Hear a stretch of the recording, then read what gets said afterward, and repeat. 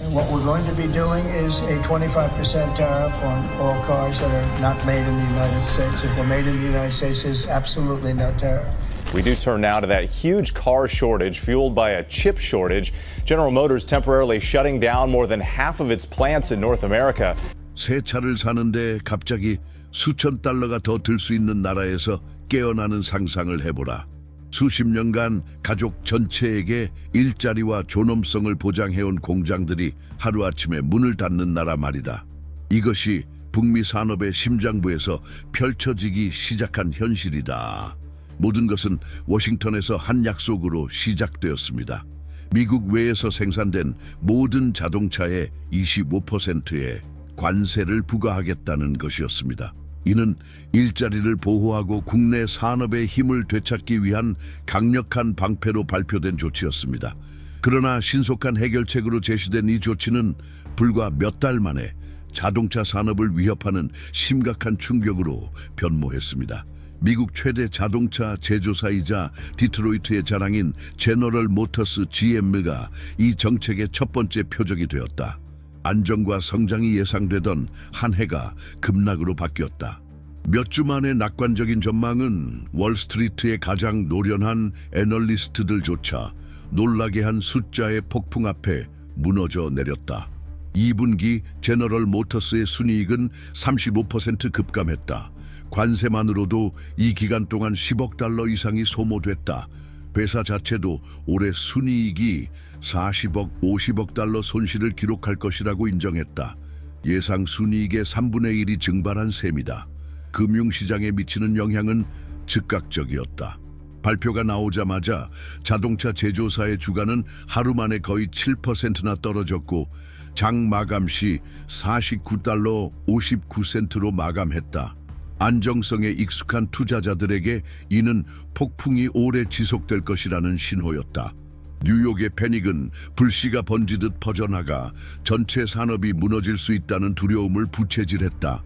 하지만 이는 단순한 보고서나 스프레드시트 문제가 아니다.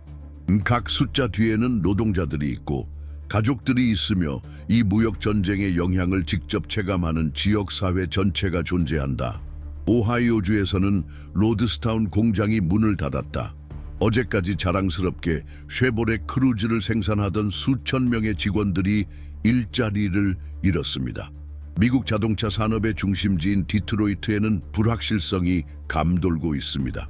제너럴 모터스의 전기차 미래를 상징하는 팩토리 제로는 4월에 문을 닫아야 했습니다. 200명의 근로자가 즉시 해고되었습니다. 국경을 넘어 캐나다에서도 위기는 강타했다. 온타리오주 잉거솔 공장에서는 1,200명 이상의 직원들이 장기 휴직 상태에 놓였으며 복귀 예정일은 10월로만 예정되어 있다. 오샤와에서는 700명의 근로자가 야간 근무를 잃었으며 언제 다시 일할 수 있을지 예측조차 불가능하다. 이것은 단순한 통계가 아닙니다. 이게가 지금 모기지 대출을 어떻게 갚을지, 자녀 교육비를 어떻게 마련할지, 식탁에 음식을 어떻게 올릴지 고민하는 부모들의 실제 이야기입니다. 공장에 의존해 살아가던 동네 전체가 점점 더 텅 비어가는 거리를 마주하고 있으며 매매와 임대 표지판이 가득합니다. 전문가들은 이러한 추세가 지속될 경우 북미 자동차 산업이 최대 5만 개의 일자리를 잃을 수 있다고 경고합니다. 5만 가구가 타격을 입는 것입니다. 5만 개의 삶이 중단되는 것입니다. 이러한 상황에서 한 가지 질문이 떠오릅니다. 과연 누가 이 관세로 보호받고 있는 것일까요? 가장 큰 수혜자가 되어야 할 미국 노동자인가? 아니면 일자리를 더 큰 게임의 소모품으로 전락시키는 정치적 프로젝트인가? 그 결과는 대량 해고에 그치지 않는다. 미국 가정을 위한 미국 차라는 약속으로 가치를 인정받아야 할 소비자 역시 예상치 못한 부담을 지게 되었다. 제너럴 모터스가 생산하는 픽업 트럭 한 대당 제조 비용이 약 3,200달러 증가했다. 회사는 이 비용을 소비자에게 전가할 수밖에 없다. 전기차를 대안으로 기대했던 이들에게는 더욱 고통스러운 일이다. 친환경 차량에 대한 7,500달러의 연방 세액 공제 혜택이 폐지됐다. 깨끗하고 현대적인 자동차를 꿈꾸던 중산층 가정은 이제 빚을 지거나 꿈을 포기해야 하는 선택에 직면했다. 디트로이트, 온타리오, 오하이오 등 공장 소음이 항상 생명의 상징이었던 모든 도시에서 복도마다 메아리치는 질문이 있다. 이 위기가 돌이킬 수 없게 되기까지 얼마나 남았을까? 보호 조치로 보였던 것이 오래된 취약점을 드러내고 수십억 달러의 손실을 초래하며 지역사회 전체를 방황하게 만든 움직임으로 드러났다. 수십 년간 미국 산업의 힘을 상징해온 제너럴 모터스는 이제 정치적 담론과 경제적 현실 사이에서 갈라진 국가의 상징이 되었다. 제너럴 모터스 같은 대형 자동차 제조사가 흔들리면 그 영향을 받는 것은 기업뿐만이 아니다. 전체 시스템이 삐걱거리기 시작한다. 공급업체, 유통업체, 운송업체, 소규모 상점, 심지어 지역 식당들까지 모두 위기에 휘말렸다. 미시간과 인디애나에서는 핵심 부품을 공급하던 공장들이 거의 1000개의 일자리를 감축했는데 이는 헤드라인을 장식하지는 않았지만 가정 전체에 동일한 파괴적 영향을 미쳤다. 테네시에서는 두 생산 시설의 폐쇄 발표로 단번에 400명의 근로자가 해고되었다. 갑자기 보호의 약속은 도미노 효과로 변해버렸다. 하지만 이 드라마는 소규모 기업에만 국한되지 않았다. 북미 시장에 강력한 입지를 가진 다국적 기업들도 비용이 급증하는 것을 목격했다. 예를 들어 스웨덴의 볼보는 단일 트럭 생산 비용이 16만 5천 달러에서 18만 달러로 급등한 것을 계산한 후 1000개의 일자리를 중단해야 한다고 경고했다. 이 증가는 사소한 문제가 아니라 생존을 위협하는 요소다. 내부 강화 전략으로 포장된 것이 전 세계적 부담으로 드러나 북미를 안전한 항구로 여겨온 기업들조차 흔들리게 만들었다. 경제적 압박이 공장 문을 넘어설 때 무슨 일이 벌어질까? 답은 빠르고 단호하게 나왔다. 논쟁이 정치 무대로 번진 것이다. 관세는 기술적 용어를 벗어나 이념적 무기가 되었다. 도널드 트럼프는 열변을 토하며 이 조치를 강화했고 제너럴 모터스가 스스로 운명을 파고들었다고 주장했다. 그에게 이 결정은 수십 년간 수입에 의존해온 것에 맞선 용기 있는 행동이었다. 그의 동맹들에게는 미국의 깃발이 어떤 재무제표보다 우선한다는 증거였다. 하지만 이 이야기는 반박 없이 지나가지 않았다. 비판자들은 이 결정이 선거 공약을 이행하기 위한 위험한 도박이며 산업을 지탱할 어떤 계획도 없다고 봤다. 민주당 의원들은 대통령이 노동자들을 정치 게임의 단순한 졸로 전락시켰다고 비난했다. 자동차 산업에 의존하는 주지사들은 세수가 무너지고 있다고 경고했다. 모든 인터뷰와 발언은 전략이라기보다 치열한 논쟁의 파편처럼 들렸고 누구도 물러설 기미를 보이지 않았다. 정치인들이 카메라 앞에서 대립하는 동안 노조도 분열되었다. 미국에서는 유나이티드 오토 워커스, 유나이티드 오토 워커스의 션 페인 회장이 관세에 대한 지지를 표명하며 이를 아웃소싱과 해외 공장으로의 일자리 유출을 막는 방패로 보았다. 반면 캐나다에서는 유니포의 라나 페인 회장이 제너럴 모터스가 워싱턴에서의 정치적 승리를 위해 전체 지역 사회를 희생시키고 있다고 비난했다. 수십 년간 산업협력의 상징이었던 국경은 이제 한때 나란히 걸어왔던 담론들 사이에 대립선이 되었다. 노동자들은 과연 어느 정도까지 보호받고 있는가? 오샤와에서 야간 근무를 잃은 이들에게, 잉거솔에서 해고된 이들에게, 디트로이트에서 팩토리 제로가 불을 끄는 것을 목격한 이들에게 보호 이론은 일상에서 공감을 얻지 못한다. 공장들은 여전히 문을 닫았고 임금은 여전히 중단되었으며 도시들은 계속해서 위축되고 있다. 한때 미국 산업의 심장이었던 디트로이트의 거리들은 이제 뚜렷한 방치 흔적을 드러내고 있다. 학교들은 교사를 유지하기 위해 고군분투하고 소규모 사업체들은 줄어든 자금으로 간신히 버티며 온 가족이 다른 주에서 기회를 찾아 짐을 싸고 있다. 온타리오에서도 같은 현상이 반복된다. 캐나다 자동차 산업의 엔진으로 알려진 윈저시는 이제 텅 빈 공장 부지와 닫힌 상점들이 즐비한 상업가를 마주하고 있다. 수십 년간 경쟁 우위로 칭송받던 캐나다와 미국의 통합은 이제 약점으로 부각된다. 효율성을 상징하던 것이 이제는 병목 현상으로 여겨진다. 생산이 국경 양쪽에 의존한다면 어떤 관세나 봉쇄도 병목 현상으로 변한다. 그리고 그 영향은 지역 통계에 그치지 않는다. 가정 내에서는 가족들이 자신의 인생 계획을 재검토하기 시작한다. 주택 구매는 연기되고 대학 진학은 보류되며 심지어 은퇴도 달성 불가능해 보인다. 이러한 충격 속에서 전문가들은 한 가지 위험을 경고하기 시작했습니다. 국제적 신뢰도 상실입니다. 투자자들이 규제 불안을 감지하면 자본과 생산은 새로운 거처를 찾습니다. 유럽과 아시아는 정부가 갑작스러운 충격 대신 안정성과 통합을 제공하는 더 예측 가능한 목적지로 부상합니다. 월스트리트에서는 이미 첫 논의가 오가고 있습니다. 자동차 제조사들은 전기차 전환이 정부로부터 더 일관된 지원을 받는 유럽 시장으로 연구개발 R&D의 일부를 이전하는 방안을 검토 중이다. 이는 조용한 움직임이지만 깊은 함의를 지닌다. 그리고 여기서 예상치 못한 전환점이 발생한다. 관세의 수혜자가 되어야 할 제너럴 모터스 GM가 해외에서는 경고 신호로 인식되기 시작한 것이다. 북미의 투자 확대를 고려하던 기업들은 이제 주저하고 있다. 논리는 이렇다. 미국 최대 자동차 제조사가 이 정도의 불안정성을 겪는다면 다른 기업들은 어떻게 되겠는가? 보호막이 되어야 할 것이 취약성의 창으로 변모한 것이다. 국가 주권의 도구로 발표된 정책이 결국 미국 산업이 겉보기보다 더 취약하다는 사실을 세계에 드러내고 있다. 20세기를 지탱했던 산업이 이제 21세기에 들어서며 급속도로 발전하는 글로벌 시장에서 입지를 잃을 위험에 직면했다. 근본적으로 이 문제는 더 이상 단순히 경제적 차원을 넘어선다.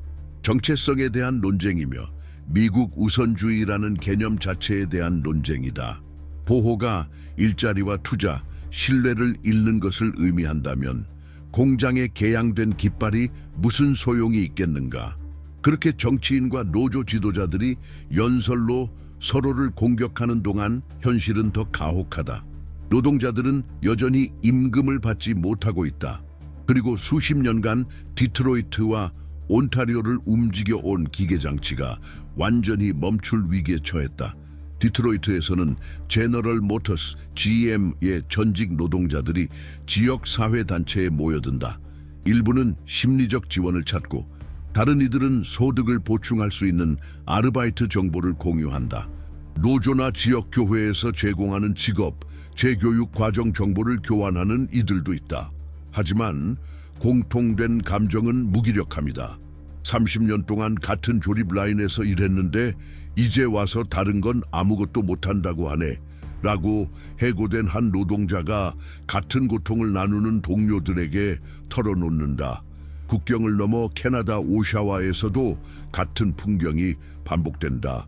교대 근무 시작 시간에 노동자들로 북적이던 거리는 이제 시간이 멈춘 듯하다. 공장 직원들을 주요 고객으로 삼던 작은 카페들은 이제 은퇴자 몇 명만 상대하며 반만 운영 중이다. 업주들은 매출이 50% 감소했다고 말한다. 이 위기는 소비자들의 지갑에도 영향을 미쳤다. 2025년에 새 차를 사는 것은 중산층에게 거의 견딜 수 없는 부담이 되었다. 예전에는 6년마다 차를 갈아타려 했던 가정들은 이제 낡은 차의 수명을 연장하며 매달 늘어나는 정비비를 감당하고 있다. 정비소는 $10,000이다. 정비소 주인들은 수리대기 행렬이 생겼다고 전하는데 이는 신차에 부풀려진 할부금을 더 이상 감당하지 못하는 고객들의 현실을 반영한다. 가격 상승은 필수 서비스에도 영향을 미친다. 통학버스 업체들은 노후화된 차량을 유지하는 데 드는 비용이 증가해 학부모들이 내는 월 이용료에 부담이 가중되고 있다고 보고한다. 소규모 화물 운송업체들도 같은 어려움을 겪고 있다. 16만 5천 달러였던 트럭 가격이 이제는 18만 달러의 투자를 요구한다. 가족 사업자들에게 이는 확장 계획을 연기하거나 심지어 사업을 접어야 한다는 것을 의미한다. 멈춰선 트럭 한 대는 잃어버린 계약과 온 가족이 영향을 받는 것을 뜻한다. 대리점에서는 새 차 열쇠를 건네며 항상 기뻐하던 판매원들이 이제는 평균 3,000달러 오른 가격을 정당화하려 애쓴다. 고객들의 반응은 즉각적이다. 구매 포기, 믿을 수 없다는 표정, 테이블 위에서 찢겨지는 계약서. 사람들이 사고 싶지 않은 게 아니라 단순히 살 수 없는 상황입니다. 라고 윈저의 한 매니저가 요약한다. 이 타격은 전기차와 관련된 꿈에 직격탄을 날렸다. 전기차를 연료비 절감과 지속 가능한 미래를 위한 수단으로 여겼던 젊은 부부들은 이제 거의 넘을 수 없는 장벽에 직면했다. 7,500달러의 연방 인센티브가 사라지면서 진입 가격은 대다수 국민에게 도달 불가능한 수준으로 치솟았다. 저렴하게 판매되던 깨끗한 미래의 약속은 이제 멀어져 버렸다. 많은 이들이 다시 중고 가솔린 차량으로 돌아서며 정치적 담론과 일상적 현실 사이에 간극을 드러내는 후퇴를 보이고 있다. 소비자들이 적응하는 동안 지역사회 전체는 세대를 걸쳐 키워온 정체성이 어떻게 변했는지 이해하려 애쓰고 있다. 디트로이트에서는 세계 자동차 수도라는 자부심이 지난 수십 년간 그랬듯 도시가 다시 텅 비게 될까봐 두려움과 뒤섞여 있다. 온타리오주에서는 조립 라인을 중심으로 성장한 도시들이 비슷한 딜레마에 직면해 있다. 이전에는 부모의 발자취를 따르려 했던 젊은이들이 이제는 이주를 유일한 탈출구로 보고 있다. 지역 대학들은 산업 관련 기술 과정에 대한 수요가 감소하는 반면 디지털 분야나 지역 외 분야에 대한 관심은 증가하고 있다. 이 위기는 경제적 영역에만 국한되지 않는다. 도시의 문화적 사회적 삶도 변화시키고 있다. 디트로이트에서는 후원 부족으로 지역 아마추어 스포츠 대회가 중단됐다. 공공 예산 삭감으로 커뮤니티 센터 활동이 축소됐는데 이는 세수 감소에 직접적인 영향이다. 온타리오에서도 마찬가지다. 시립 도서관 운영 시간이 단축됐고 청소년 대상 문화 프로그램이 취소됐다. 작은 변화들이 모여 사회 구조를 침식하고 있습니다. 가정 내에서는 그 여파가 더욱 고통스럽습니다. 상대적으로 안정된 생활을 하던 가정들이 이제 전기 요금과 주택 대출 상환 중 하나를 선택해야 하는 상황에 처했습니다. 자동차 산업 위기의 간접적 결과인 소비자의 가격 상승은 이미 빠듯한 가계 예산을 더욱 압박하고 있습니다. 자동차 가격을 올리는 관세는 운송, 물류, 화물 비용도 함께 올린다. 그리고 이 모든 것이 시장, 슈퍼마켓, 식탁에 영향을 미친다. 학용품 구매를 미루는 어머니들, 일요일 영화 관람 같은 작은 사치를 줄이는 아버지들, 첫 차 구매를 포기하는 젊은이들, 한 세대 전체에게 사회적 상승이라는 개념은 힘을 잃었다. 한때 소유의 자부심이었던 자동차는 이제 재정적 부담이 되었다. 어느 순간 더 이상 피할 수 없는 질문이 떠오른다. 한 나라가 상징을 위해 자국의 경제 구조를 어디까지 시험할 수 있을까? 오늘날 북미에서 벌어지는 일은 단순한 관세 분쟁이 아니다. 공동체의 미래에 관한 딜레마다. 관세는 단순히 수출입 계산의 문제가 아니다. 국경을 넘어 일상생활에 영향을 미치는 정치적 결정으로 변모한다. 가족 저녁 식사 비용, 자동차 연료값, 학교 예산을 압박하는 학비 등 그것은 담론을 의문으로, 약속을 의무로 바꾼다. 그리고 그 영향은 디트로이트나 온타리오에서 멈추지 않는다. 뉴욕, 토론토, 워싱턴, 베이징, 브뤼셀로 퍼져나간다. 각 조치는 글로벌 판도를 재편한다. 그 신호들은 이미 우리 앞에 놓여 있다. 미국을 안전한 항구로 여겼던 투자자들은 자원을 유럽과 아시아로 돌리기 시작했습니다. 기업들은 예측 가능성이 여전히 존재하는 지역으로 연구소와 조립 라인을 이전하는 것을 검토하고 있습니다. 위험은 명백합니다. 미국은 글로벌 자동차 산업의 중심지 지위를 잃고 신뢰가 어떤 관세보다도 중요한 판에서 그저 또 하나의 경쟁자로 전락할 수 있습니다. 신뢰가 무너지면 회복하는 데 오랜 시간이 걸린다. 몇 년이 아니라 수십 년이 걸릴 수도 있다. 옛 산업 중심지들이 이를 증명한다. 재건은 단순히 공장의 기계들을 다시 가동하는 것이 아니라 집단적 노력이 다시 미래를 지탱할 수 있다는 믿음을 사람들에게 되찾아 주는 것이다. 문제는 아직 그럴 시간이 남아 있느냐는 것이다. 그렇기에 도널드 트럼프와 시진핑 같은 인물들의 행보를 이해하는 것은 단순히 권력 다툼을 지켜보는 것을 넘어섭니다.